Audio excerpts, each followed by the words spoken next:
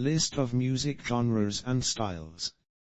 This is a list of music genres and styles. Music can be described in terms of many genres and styles. Classifications are often arbitrary, and may be disputed, and closely related forms often overlap. Larger genres and styles comprise more specific subcategories. Quote, unquote. Popular music is music with wide appeal that is typically distributed to large audiences. With over 300 types of music across the world, pop music takes the top spot, followed by rock, rap and hip-hop, blues and R&B. I won't be including samples of the music in the videos, for copyright reasons. I hope you enjoy the article. Please excuse any mispronunciations by TTS. The English TTS has trouble with non-English words. But, if you watch zentreya, you should be fine. British blues is a form of music derived from American blues that originated in the late 1950s, and reached its height of mainstream popularity in the 1960s. In Britain, blues developed a distinctive and influential style dominated by electric guitar, and made international stars of several proponents of the genre, including the Rolling Stones, the Animals, the Yardbirds, John Mayall, Eric Clapton, Fleetwood Mac, and Led Zeppelin. Origins. American blues became known in Britain from the 1930s onwards through a number of routes, including records brought to Britain, particularly by African American GIs stationed there in the Second World War and Cold War, merchant seamen visiting ports such as London, Liverpool, Newcastle upon Tyne, and Belfast, and through a trickle of illegal imports. Blues music was relatively well known to British jazz musicians and fans, particularly in the works of figures like female singers Ma Rainey and Bessie Smith, and the blues-influenced boogie-woogie of Jelly Roll Morton and Fats Waller. From 1955, major British record labels HMV and EMI, the latter, particularly through their subsidiary Decca Records, began to distribute American jazz and increasingly blues records to what was an emerging market.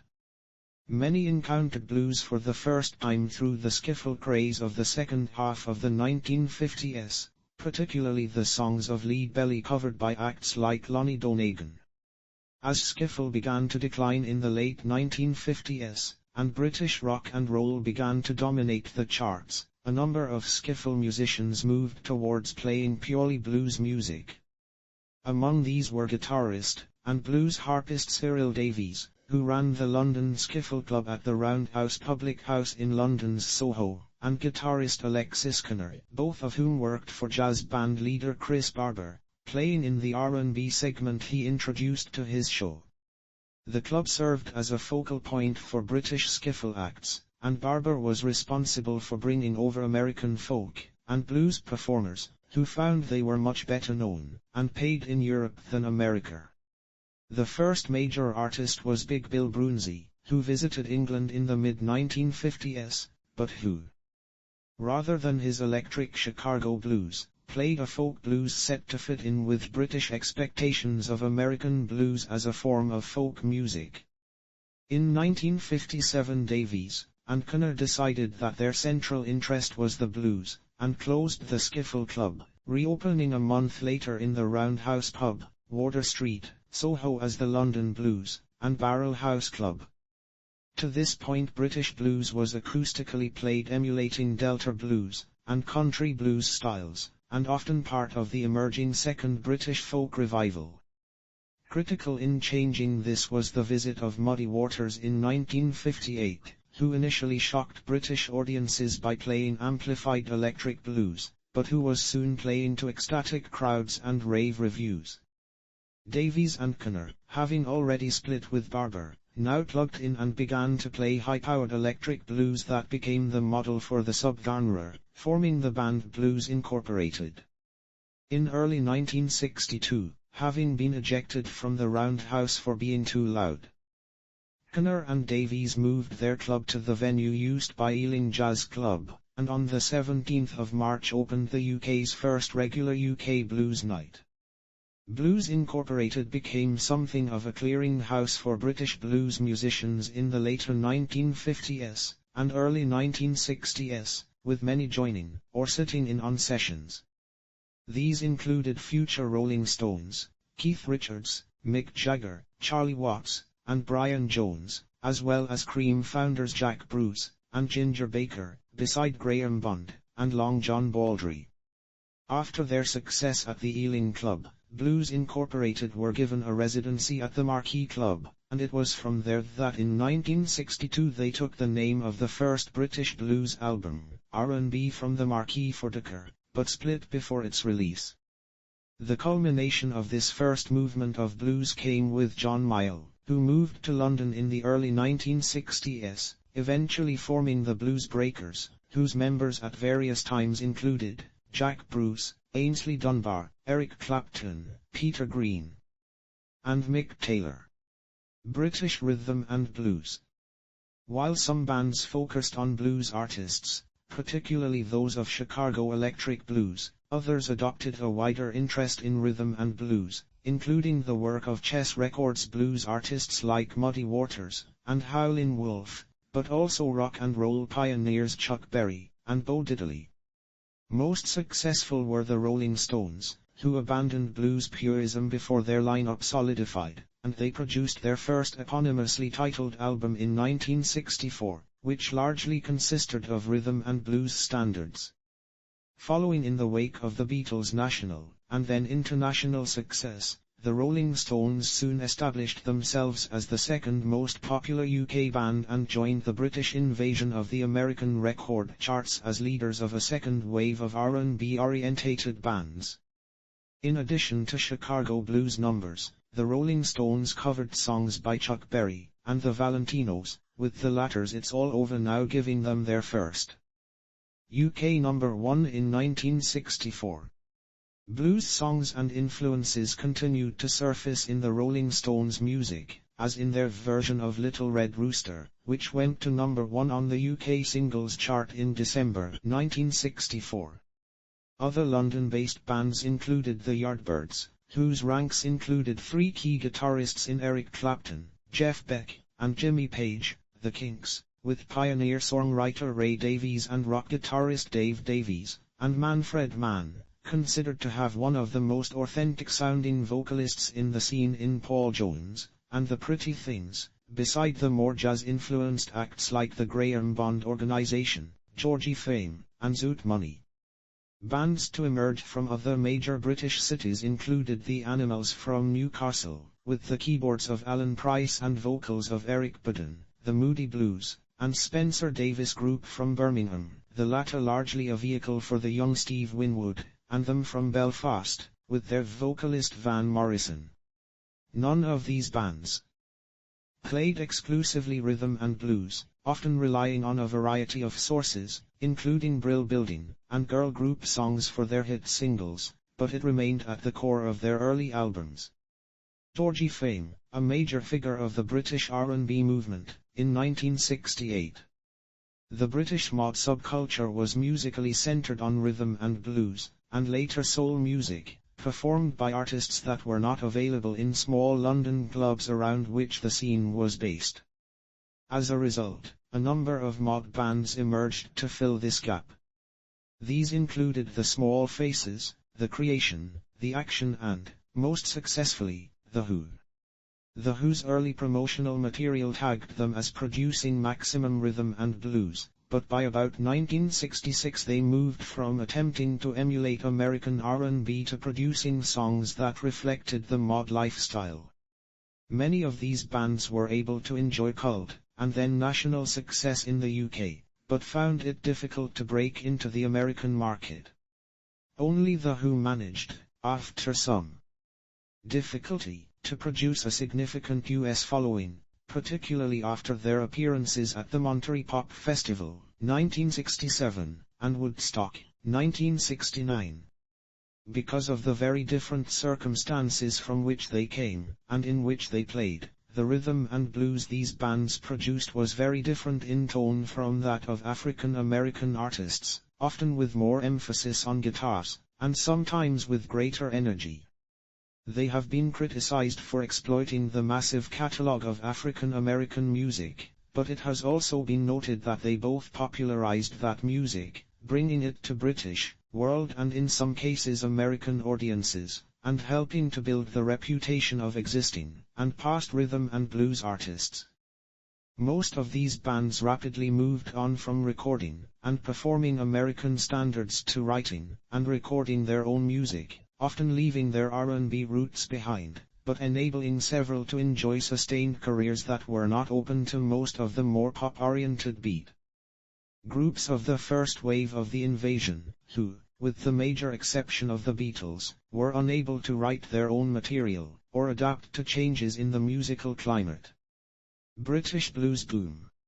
The blues boom overlapped, both chronologically and in terms of personnel, with the earlier, wider rhythm and blues phase, which had begun to peter out in the mid-1960s, leaving a nucleus of instrumentalists with a wide knowledge of blues forms and techniques, which they would carry into the pursuit of more purist blues interests.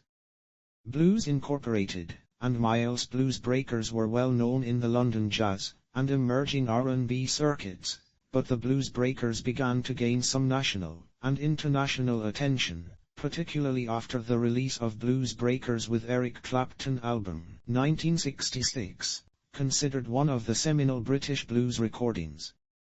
Produced by Mike Vernon, who later set up the Blue Horizon record label, it was notable for its driving rhythms and Clapton's rapid blues licks. With a full distorted sound derived from a Gibson Les Paul and a Marshall amp. This sound became something of a classic combination for British blues and later rock guitarists, and also made clear the primacy of the guitar, seen as a distinctive characteristic of the subgenre. Clapton stated, "I spent most of my teens and early 20s studying the blues, the geography of it, and the chronology of it, as well as how to play it." Peter Green started what is called second great epoch of British blues, as he replaced Clapton in the Blues Breakers after his departure to form Cream. In 1967, after one record with the Blues Breakers, Green, with the Blues Breakers rhythm section Mick Fleetwood and John McVie, formed Peter Green's Fleetwood Mac, produced by Mike Vernon on the Blue Horizon label. One key factor in developing the popularity of the music in the UK and across Europe in the early 1960s was the success of the American folk blues festival tours, organized by German promoters Horst Lippmann and Fritz Rau.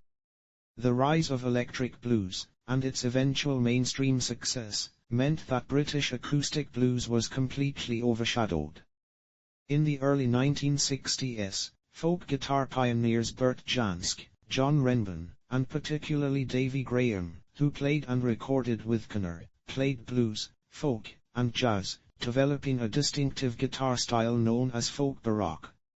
British acoustic blues continued to develop as part of the folk scene, with figures like Ian Anderson and his country blues band, and Al Jones.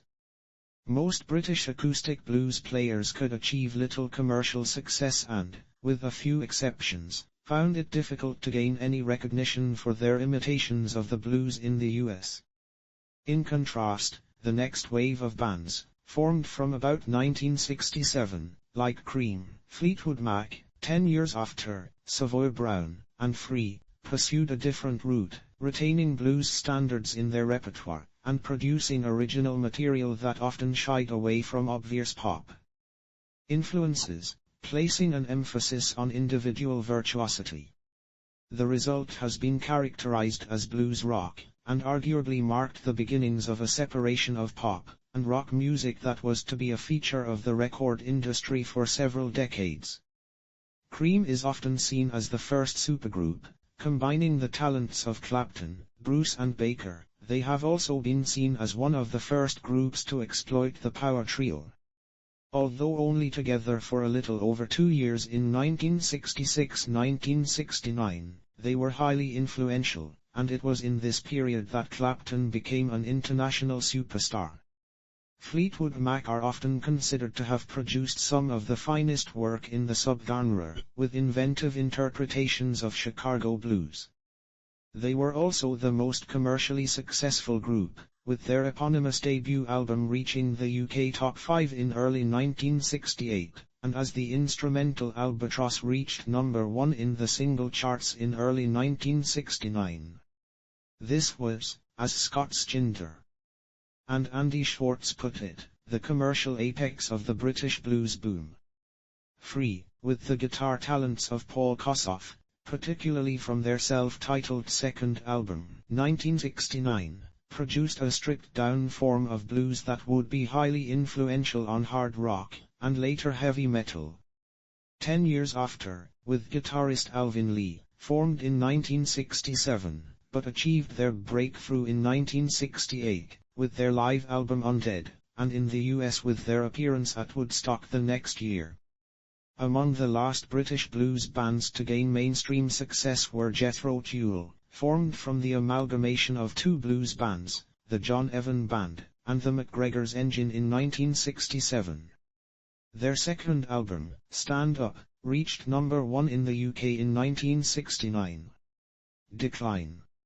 British blues entered a rapid decline at the end of 1960s. Surviving bands and musicians tended to move into other expanding areas of rock music. Some, like Jethro Tull, followed bands like the Moody Blues away from 12-bar structures and harmonicas into complex, classical-influenced progressive rock. Some played a loud version of blues rock that became the foundation for hard rock and heavy metal. Led Zeppelin, formed by Yardbirds guitarist Jimmy Page, on their first two albums, both released in 1969, fused heavy blues and amplified rock to create what has been seen as a watershed in the development of hard rock and nascent heavy metal. Later recordings would mix in elements of folk and mysticism, which would also be a major influence on heavy metal music. Deep Purple developed a sound based on squeezing and stretching the blues, and achieved their commercial breakthrough with their fourth and distinctively heavier album, Deep Purple in Rock, 1970, which has been seen as one of heavy metal's defining albums. Black Sabbath was the third incarnation of a group that started as the Polka-Tulk Blues Band in 1968. Their early work included blues standards, but by the time of their second album Paranoid, 1970, they had added elements of modality and the occult that would largely define modern heavy metal. Some, like Conner and Mile, continued to play a pure form of the blues, but largely outside of mainstream notice. The structure of clubs, venues and festivals that had grown up in the early 1950s, in Britain virtually disappeared in the 1970s. Survival and resurgence. Although overshadowed by the growth of rock music, the blues did not disappear in Britain, with American bluesmen such as John Lee Hooker, Eddie Taylor, and Freddie King continuing to be well received in the UK, and an active home scene led by figures including Dave Kelly and his sister Joanne Kelly, who helped keep the acoustic blues alive on the British folk circuit. Dave Kelly was also a founder of the blues band with former Manfred Mann members Paul Jones and Tom McGuinness, Huey Flint and Gary Fletcher. The blues band was credited with kicking off a second blues boom in Britain, which by the 1990s, led to festivals all around the country, including the Swanage Blues Festival, the Burnley National Blues Festival, the Gloucester Blues and Heritage Festival, and the Great British Rhythm and Blues Festival at Cone. The 21st century has seen an upsurge in interest in the blues in Britain that can be seen in the success of previously unknown acts including C6 Steve, in the return to the blues by major figures who began in the first boom, including Peter Green, Mick Fleetwood, Chris Rea, and Eric Clapton, as well as the arrival of new artists such as Danny Wilde, Matt Schofield, Ainsley Lister, and most recently in 2017, the Starlight Campbell Band. The British blues tradition lives on, as a style, outside of Britain as well. American guitarist Joe Bonamassa describes his main influences as the 1960s-era British blues players, and considers himself a part of that tradition rather than the earlier American blues styles. Significance. Beside giving a start to many important blues, pop, and rock musicians, in spawning blues rock, British blues also ultimately gave rise to a host of subgenres of rock, including particularly psychedelic rock, progressive rock, hard rock, and ultimately heavy metal. Perhaps the most important contribution of British blues was the surprising re-exportation of American blues back to America, where, in the wake of the success of bands like the Rolling Stones and Fleetwood Mac, white audiences began to look again at black blues musicians like Muddy Waters, Howlin' Wolf, and John Lee Hooker, who suddenly began to appeal to middle-class white Americans.